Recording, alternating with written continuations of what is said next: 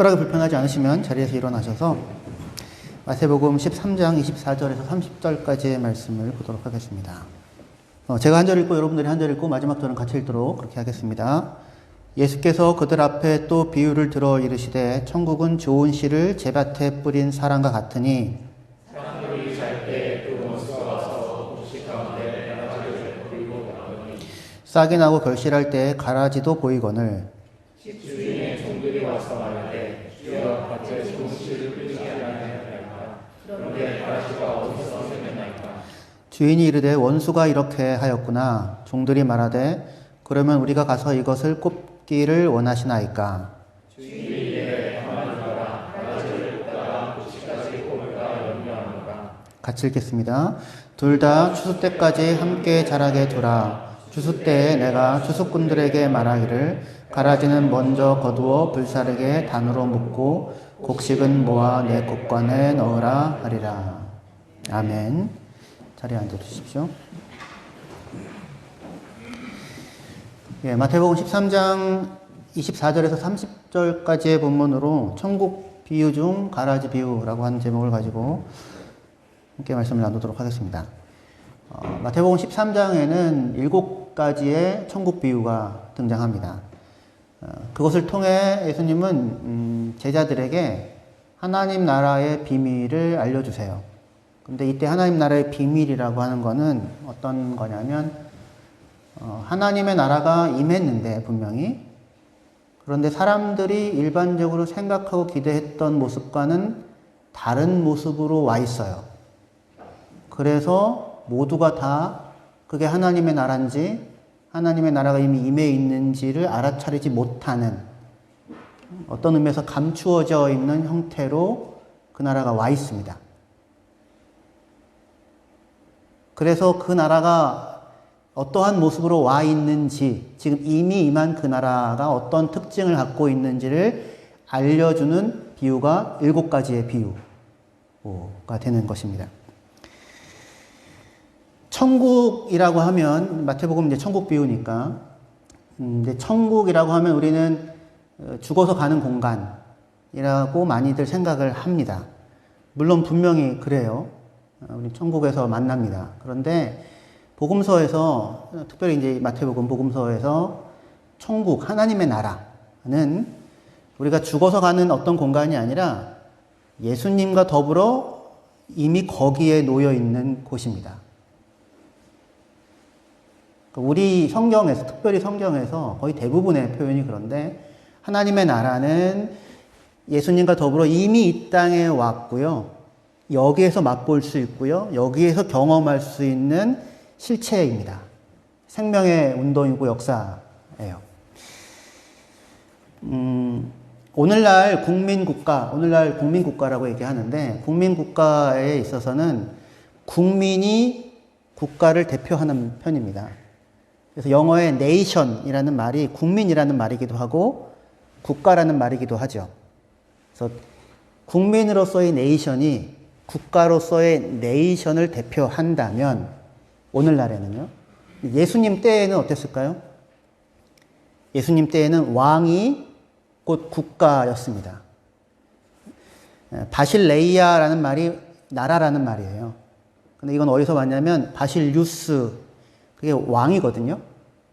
그러니까 바실류스인 왕이 바실레이아라는 나라를 대표하는 거예요.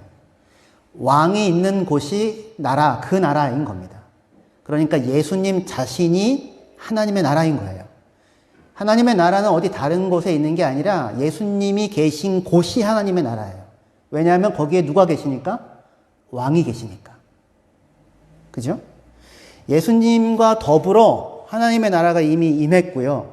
그리고 예수님을 왕으로, 메시아로 알아보고 그를 따르고 있는 사람들이 그 나라의 백성인 거예요. 지난주에 저희 집주인이라고 해서 그 집 안에 함께 속해 있는 사람들에 대해서 이야기를 했었죠. 예수님이 그 집의 주인으로 계시고 왕으로 계시고 그를 인정하여 그 곁에 같이 있는 사람들이 그 나라의 백성이 되는 겁니다.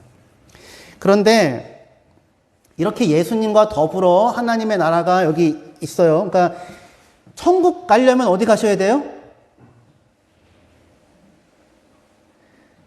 구원 열차 타고 차표 필요 없어요. 주님 선장 되시니, 주님 차장 되시니. 예. 예수님한테 가셔야 되는 겁니다. 거기가 황금빛 보석성이어도 그 안에 예수님이 없으면 하나님 나라가 아닌 거예요. 천국이 아닌 겁니다. 무슨 얘기인지 아시겠죠? 예수님이 계신 곳이 거기가 천국이고 거기가 하나님의 나라입니다. 그러니까 구체적인 나라예요. 예수님이 계신 그곳. 그런데 예수님이 거기 계신데 모든 사람들이 예수님 안에서 천국, 하나님 나라가 여기 있구나 라고 하는 걸 다 발견했나요? 그러지는 않았죠. 그죠? 왜요? 예수님이 모든 사람들의 기대랑은 뭔가 다른 모습이었다고요. 여기 만약에 예수님이 오셔서 여기를 지나가시면 길거리에서 혹시 만나시면 여러분들 예수님이시다 이렇게 알아차리시고 가가지고 엎드려 경배하실 수 있겠습니까? 예수님이 저의 모습으로 오셔서 이렇게 지나가시면 우리 황성진 집사님의 모습으로 이렇게 지나가시면 알아보실 수 있으시겠어요? 예수님이 로마 황제 무슨 이런 왕관을 쓰고 화려한 마차에서 내려서 자색 옷을 입고 나오셨으면 만약에 저기 왕인가 보다 이런 생각을 할 수 있죠. 그죠? 근데 예수님이 갈릴리 촌구석의 사람, 나사렛 사람이란 말입니다. 말투도 사투리를 분명히 쓰셨을 것이고요. 그리고 주위에 따라다니는 사람들도 대단한 사람들이 별로 아닌 그런 상황이잖아요. 그러니까 거기 분명히 하나님 나라가 임해서 이미 치유도 일어나고 더러운 영도 쫓겨나고 용서도 경험되고 그리고 하나님과의 화해와 화목도 이루어져서 말 그대로 하나님의 나라의 능력이 거기 임하여 누려지는데 그런데 그것을 경험하는 사람들은 알아차리지만 밖에 있는 사람들은 그게 뭔지 잘 모르는 그런 모습으로 와 있다고요. 밭에 감추인 보화와 같이. 보화는 원래 어디에 있어야 됩니까? 보석이 있어야 하는 데에 있어야 보화잖아요. 근데 밭에 거기서 보화를 만들 것이라고 생각하기 힘들죠. 그렇죠? 그런 모습으로 예수님이 와 있단 말입니다. 그게 지금 하나님의 나라예요. 그 하나님의 나라의 모습을 설명해 주려고 하는 것이 천국 비유, 7가지의 천국 비유라고 그렇게 할 수 있습니다. 첫 번째, 씨 뿌리는 자의 비유가 이제 그런 모습을 잘 나타내줘요. 씨 뿌리는 자의 비유에서, 씨 뿌리는 자는 인자 예수님인데, 메시아가 왔는데, 씨를 뿌리는 자로 왔다라고 하는 것이 핵심이에요. 뭐가 아니라? 추수하러 온 게 아니라. 당시에 세례 요한을 포함하여 모든 유대인들은 하나님의 나라에 대해서 어떤 생각을 하고 있었냐면, 그 나라가 임하면 뭘 할 거라고 생각을 했을까요? 심판을 할 거라고 생각을 했습니다. 알고 본 곳간에 들이고 쭉정이는 꺼지지 아니하는 불에 태우는 것을 생각했어요. 예수님이 오셔서 그걸 해야 한다고 생각했는데 예수님이 그거 안 하고 열심히 지금 씨를 뿌리고 있는 상황인 겁니다. 그러니까 잘 못 보게 되는 거예요. 심판이 아니라 구원을 하고 계시는 겁니다. 여전히 씨를 뿌리고 계세요. 그 이유 중에 하나는 아무도 열매를 맺고 있는 사람들이 없어요. 추수할 수 있는 상황이 아닌 겁니다. 예수님이 직접 오셔서 씨를 뿌리고 생명의 역사를 지금 이루어가고 있습니다. 근데 그 나라가 분명히 왔는데 씨를 뿌리는데 그 씨가 어떤 씨는 길가에, 어떤 씨는 돌밭에, 어떤 씨는 가시덤불에 떨어져서 열매를 못 맺어요. 하지만 좋은 땅에 떨어지면 100배의 결실을 맺지요. 왕이 와서 말을 전하는데도 불구하고 모든 자가 거기에 반응하지 않아요. 하지만 거기에 반응하는 자는 100배로 열매를 맺는 말 그대로 능력이 있는 생명의 나라가 온 겁니다, 분명히. 그런데 이게 모두에게 다 그 모습을, 그 완성된 모습을 다 드러내고 있지 않은 그런 형태로 지금 와 있다는 거예요. 그래서 하나님의 나라를 예수님이 무엇에 비유하냐면 겨자씨에 비유합니다. 그죠? 겨자씨에 비유하는데 아주 작은 씨입니다. 근데 그걸 심으면 자라나는데 그림 하나 보여주세요. 예, 이렇게. 이게 겨자예요. 그 유채처럼 보이지 않아요? 독일에 막 흐드러지게 펴있는 랍스. 예. 예쁩니다. 예쁘긴 한데 나무 같아 보여요? 나무 같아 보이지 않죠. 이게 일반적인 거예요. 물론 크게 자라는 것도 있어요. 이렇게 저렇게 높게 정말 크게 자란 건 뭐 3m까지도 자란다고 하더라고요. 그래서 이렇게 지금 자라기 때문에 여기에 뭐가 깃들일 수 있냐면 새들이 깃들일 수 있어요. 새들이 둥지를 틀 수 있습니다. 아까 다시 앞에 그림 보여주세요. 예수님이 하나님의 나라를 무엇에 비유해요? 겨자나무의 풀에 새들이 깃든 모습이 하나님의 나라야. 하나님의 나라는 그런 모습으로 와 있어. 이렇게 얘기를 하는 거예요.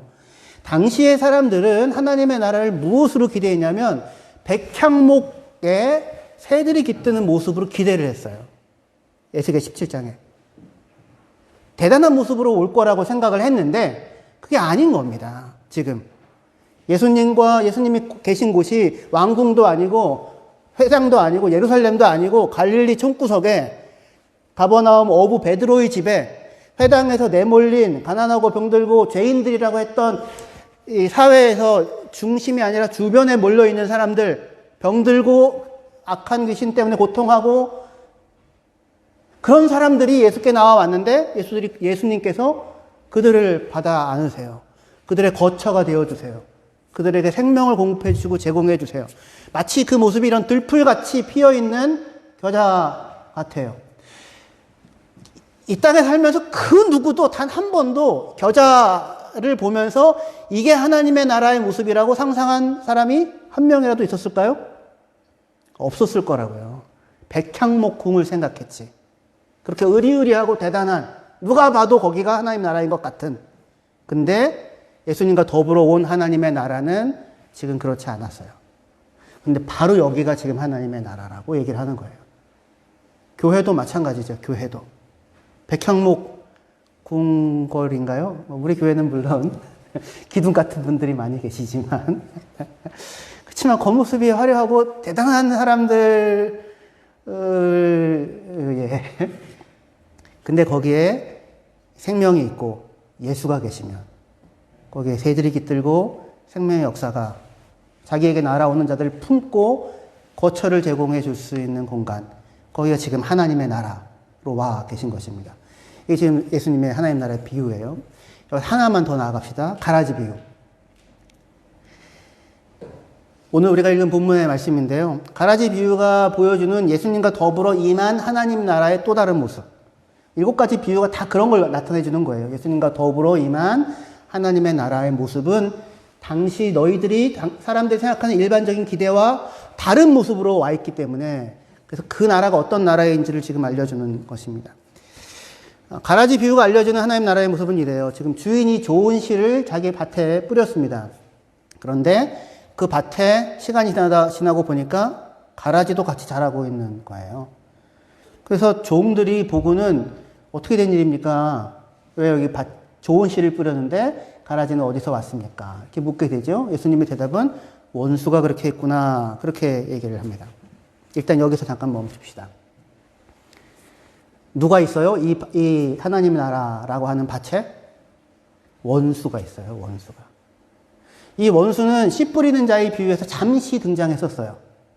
길가에 씨앗이 떨어졌는데 새들이 와서 먹어버렸는데 악한 자가 와서 먹어버렸다고 얘기합니다.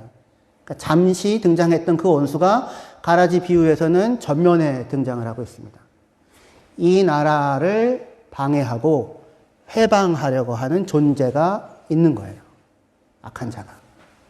하나님의 나라에는 그 나라를 대적하는 존재가 있습니다. 이 사실을 잊지 않고 기억하셨으면 좋겠습니다. 밭 주인 대신 예수님 하나님의 농사를 망치고자 하는 자가 있습니다. 무언가를 망치는 일은 대단한 노력이 필요해요? 아니면 손쉽게 망칠 수 있나요? 손쉽게 망쳐집니다. 도미노를 이렇게 잔뜩 해놨는데 그걸 무너뜨리는 일은 뭐 하나만 빼도 확 무너질 수 있는 거죠. 뭔가를 세우고 키우고 자라게 하고 열매 맺게 하는 일은 쉼없는 돌봄과 관심이 필요해요. 그리고 그렇게 해도 별로 티도 잘 안 나요. 근데 무언가를 망치고 방해하고 회방하고 무너뜨리는 일은요, 너무나도 쉽게 일어납니다. 원수가 와서 가라지 씨를 뿌리고 간 것이 전부인데 그것만으로도 주인의 농사는 심각한 방해를 받게 돼요. 말 한마디만으로도, 거짓 소문만으로도 우리는 휘청이고요. 그리고 들은 그 말 때문에 아무것도 하고 싶어지지 않아질 때도 많습니다. 다 놓고 그만두고 싶을 때도 있어요. 열심히 뭔가를 만들어내고 하는 일들은 쉽지가 않은데 그걸 무너뜨리는 것은 아주 쉽습니다.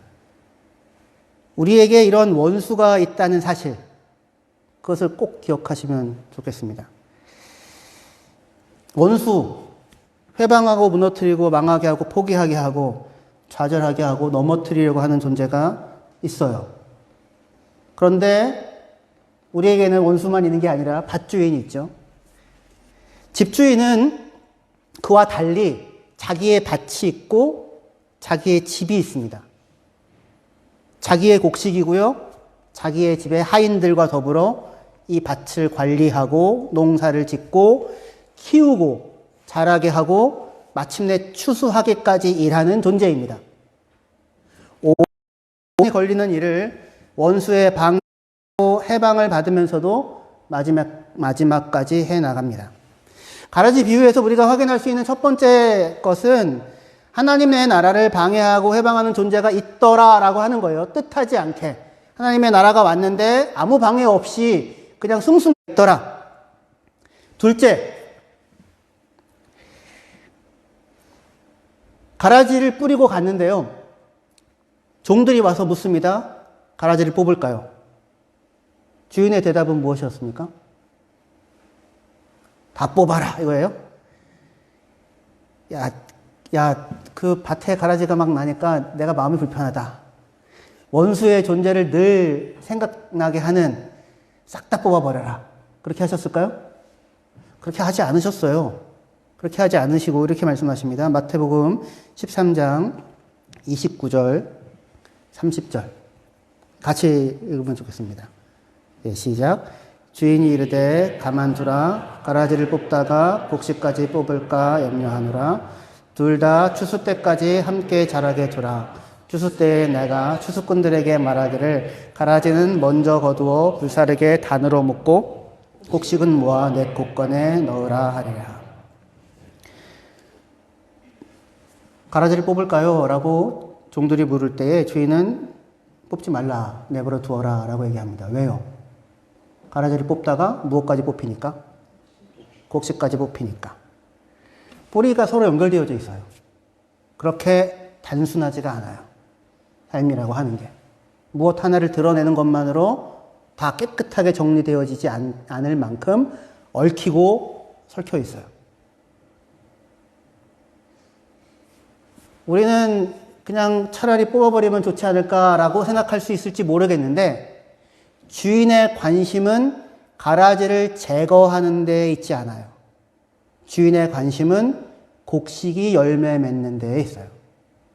곡식이 하나라도 열매를 맺고 추수 때까지 기다려서 열매를 맺기 전에 뽑혀져 버리는 것을 주인은 허용할 생각이 없어요. 그래서 주인이 이런 분이시기 때문에 주인은 무언가를 뽑아버리고 헐어버리고 무너뜨려버리는 분이 아니라 무언가를 심고 세우고 자라게 하고 인내하고 마침내 결실하게 하는 분이 주인이기 때문에 뽑혀지는 것을 허용하지 않고 둘 다 자라도록 내버려 두어라 라고 반응을 하십니다. 이게 우리 집주인이에요. 하나님이시고 예수님이신 겁니다. 예수님이 그러신 분이시기 때문에 무슨 상황이 됐어요? 이 밭이? 밀과 곡식과 가라지가 같이 자라는 상황이 됐습니다. 자라나가기가 쉬워요? 어려워요? 어려운 상황이 됐다고요. 이 가라지는 대부분의 사람들이 독보리라고 얘기합니다. 독보리. 그 독성이 있어가지고요. 먹으면 안 돼요. 밤이, 너도 밤나무 밤 있죠. 밤처럼 보이는. 처음에 독일 와가지고 한국 부부가 그 밤을 보고는 이야 밤이다 해가지고는 잔뜩 삶아서 먹었다가 화장실을 어마어마하게 갔다는 독성이 있어서 먹으면 안 되는 그거 있잖아요. 그냥 밥과 달리. 이 독보리라고 해요. 독보리. 독을 품고 있고요. 독을 뿜어요. 누군가를 해롭게 하는 모습인 거죠. 그와 반대되는 밀은 그것이 빠져서 누군가의 배를 불리는 곡식이라고 할 수 있습니다. 지금 하나님의 나라를 지금 예수님이 말씀하시는데 여기서 지금 초점은 밀과 가라지는 서로 구분하기가 어려워요? 아니면 어렵지 않아요? 어렵지 않아요. 금방 알 수 있어요. 처음에는 물론 모를 수 있지만 곡식이 패이기 시작하면 종들이 보고 금방 알잖아요. 그렇죠? 뽑지 말라는 게 야, 너 가라지 뽑겠다고 뽑았다가 밀을 잘못 뽑으면 안 되니까 뽑지 마라. 그런 얘기 아니에요. 구분하기 힘들다 아닙니다. 그냥 단박에 구분돼요. 제가 이 얘기를 하는 이유는 뭐냐면 여기 밭은 세상입니다. 밭은 세상이고 세상에 하나님이 좋은 씨를 뿌렸는데 원수가 와가지고 나쁜 씨, 가라지를 뿌려서 같이 자라나가고 있는 것이 현재 하나님 나라의 현실이라고 하는 거예요. 이게 지금 이상한 겁니다. 그러니까. 우리의 기대는 깔끔하게 나쁜 놈들이 다 제거되어져야 하는 거잖아요. 그런데 그 밭은 밀과 가라지가 같이 자라나가고 있는 모습인 거예요. 혹시 여러분들 이런 거 본 적 있습니까? 한국에서? 미국에서? 저는 시골에서 살아서 보기와 달리 시골에서 살아서 피들이 이렇게 자라나는데요. 빨갛게 자라나갑니다. 근데 어느 집들 밭은 와, 저기는 도대체 주인이 있나? 농사를 포기했나? 그럴 만큼 잔뜩 피들이 자라나는 그런 밭이 있어요. 그래서 저거 보고는 야, 도대체 주인이 누군가 이런 생각을 하게 됐는데 근데 천국의 모습이 어쩌면 그런 모습 같은 거예요. 깔끔하게 다 악한 놈들 다 그냥 하나님 주님 저 나쁜 놈들 죽여주시옵소서 하늘에서 번개를 쳐서 없애버려 주시옵소서 그러면 단박에 뽑아버리는 그런 형태가 아니라 같이 자라나가고 있는 모습인 거예요. 자라나가기 힘들고 도대체 하나님이 계신가? 하나님은 뭐 하고 계시나? 하나님 뭐 하고 계세요? 곡식을 키우고 있죠. 지금 하나님의 관심은 주인의 관심은 악한 것의 제거가 아니라 가라지의 제거가 아니라 곡식이 열매를 맺게 하는 것이 그의 관심이고 왜냐하면 그는 키우는 자, 성장하게 하는 자, 끝끝내 견디고 인내하여 마침내 열매를 맺게 하는 분. 그분이 하나님이시기 때문입니다. 지금 예수와 더불어 임한 하나님의 나라가 그래요. 제자들과 같이 있는데 주위의 상황과 환경은 온통 악한 자들이 어쩌면 가득합니다. 결국 예수님은 십자가에 죽게 되죠. 그 이후에 제자들도 마찬가지예요. 교회의 상황도 마찬가지예요. 우리들도 마찬가지입니다. 우리도 이런 세상 속에서 살아갑니다. 하나님, 환경이 너무 쉽지 않습니다. 저 인간들은 왜 그대로 내버려 두시는 것입니까? 라고 얘기를 하면 하나님은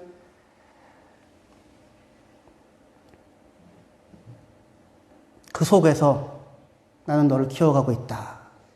그 속에서 나는 너를 알곡으로 만들어가고 있다. 나는 그런 밭주인으로 너와 함께 있다. 라고 말씀하시는 것입니다. 요셉의 이야기 잠깐만 좀 생각해 보면 이게 무슨 얘기인지 조금 알 수 있을 것 같아요. 형제들이 요셉을 미워서 팔아버리죠. 시기하여 팔아버립니다. 하나님이 형제들의 마음속에 요셉을 미워하는 마음을 넣어주셨습니까? 아니죠. 아니죠. 세상의 미움과 시기, 악한 생각들과 마음들은 도처에 넘쳐나는 것 같아요. 그리고 그 악한 마음들과 생각들을 스스로 통제하지 못하고 누군가에게 내뿜고 쏟아붓고 그의 삶을 망치고 무너뜨리려고 하는 일들은 얼마든지 세상에 가득한 것 같아요. 요셉은 팔려갑니다. 그런데 하나님은 요셉과 함께 하십니다. 그래서 요셉이 무너지지 않지요. 요셉이 범사에 형통하였더라 그렇게 얘기합니다. 그런데 요셉이 성실하게 일하여서 가정을 책임지는 총무로 있는데 보디발의 부인이 거짓말로 요셉을 강간 미수범으로 만들고야 맙니다. 요셉은 감옥에 갇혀요. 감옥에 갇혀 있으면서도 요셉은 자기와 함께 있는 사람들의 얼굴 표정을 살핍니다. 그래서 같이 갇혀 있는 사람들 가운데 바로의 장관들이 있죠. 술관원장과 떡관원장이. 근데 어느 날 들어가 보니까 얼굴 표정이 안 좋아요. 다들 둘 다 꿈을 꿨던 겁니다. 감옥에 같이 갇혀 있는데 뭐가 보여요? 상심하고 힘들어하는 사람들의 표정이 보여요. 세우고 지키고 보살피고 지지해주고 힘이 되는 사람의 모습으로 요셉이 있어요. 그 꿈을 해석해 주죠. 그 꿈대로 밖에 나가서 그 자리를 회복하는 관원이 있게 됩니다. 말하자면 은혜를 입었는데 잊어버리죠. 2년이 지나도록. 요셉은 잊혀진 자가 됩니다. 끊임없이 요셉이 처해 있는 상황과 환경은 결코 녹록하지 않고 좋지 않은 환경이 가득해요. 주위에 온통 어떻게 보면 독보리들이 가라지가 가득한 상황과 환경일지 모릅니다. 그런데 하나님은 그 속에서 가라지를 제거하는 데 관심을 두고 있는 것이 아니라 요셉과 함께 하셔서 요셉을 지키시고 그리고 요셉을 통해 마침내 많은 사람들의 생명을 구원하는 데에 이르기까지 요셉을 붙잡아 내십니다. 그게 지금 현재 예수와 더불어 임한 하나님의 나라의 모습이고 우리에 대한 이야기입니다.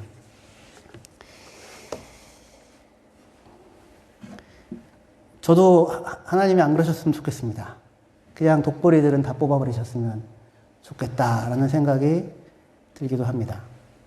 그런데 그러면 하나님이 뜻하시는 열매, 하나님이 뜻하시는 결실은 맺혀지지 않은 채 역사가 끝날지 모르겠어요.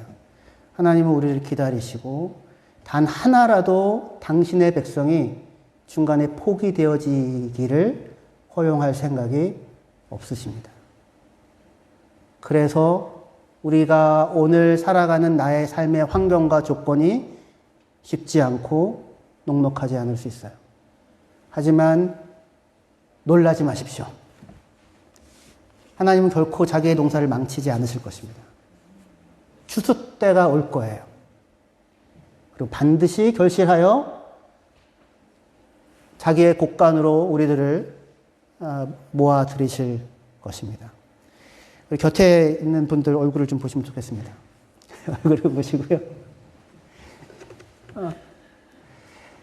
당신은 뭐라고 얘기해야 될까요? 당신은 이 밀입니다인데 만난 밀입니다. 내게 힘이 되는 밀입니다. 교회 안에서 이 사람이 독보리가 아닌가 이런 거 하지 마시고요. 교회 안에 교회가 밭이 아닙니다. 밭은 세상입니다.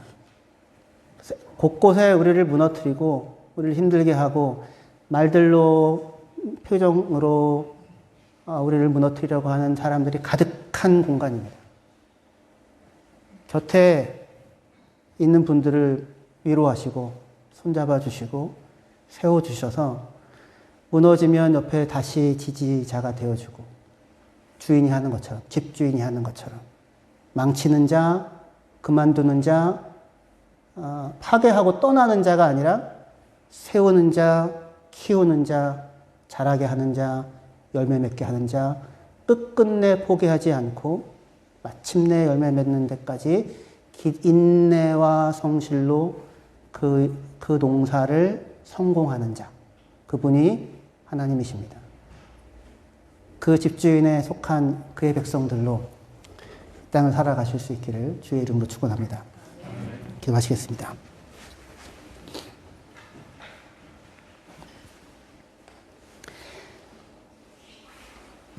하나님 아버지,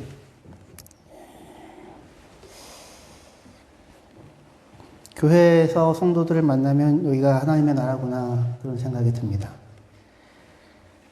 아프다고 하면 네가 그렇게 살아서 아프다고 뭐라고 하는 게 아니라 내일처럼 걱정해주고 내일처럼 염려해주고 기도해주는 자들이 있습니다. 스스로 자기의 삶을 세우기 버거워서 무너져 내릴 것 같을 때 옆에서 말없이 기도해주고 손을 잡아주고 나를 세워주고 지지해주고 그래서 무너져 내리지 않고 한 걸음 더 나아가게 하는 우리 동료들이 있습니다. 하나님 아버지, 저희들 그러한 사람들 교회로 성도로 붙여주셨으니 감사합니다.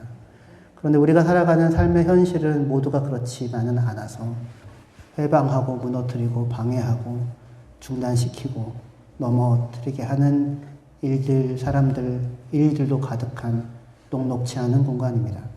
하나님, 그러한 일들을 만날 때 당황하지 않게 하여 주시옵소서. 주님이 그걸 알고 계심을 기억하게 하여 주시옵소서. 그리고 그 속에서도 넉넉히 이겨낼 거라고 우리를 응원하시고 우리에게 힘을 주시는 주님을 믿고 의지하며 나아가 마침내 추수를 만나 모두가 주의 창고에 들어가는 하나님의 백성들, 저희들 되게 하여 주시옵소서. 예수님의 이름으로 기도합니다.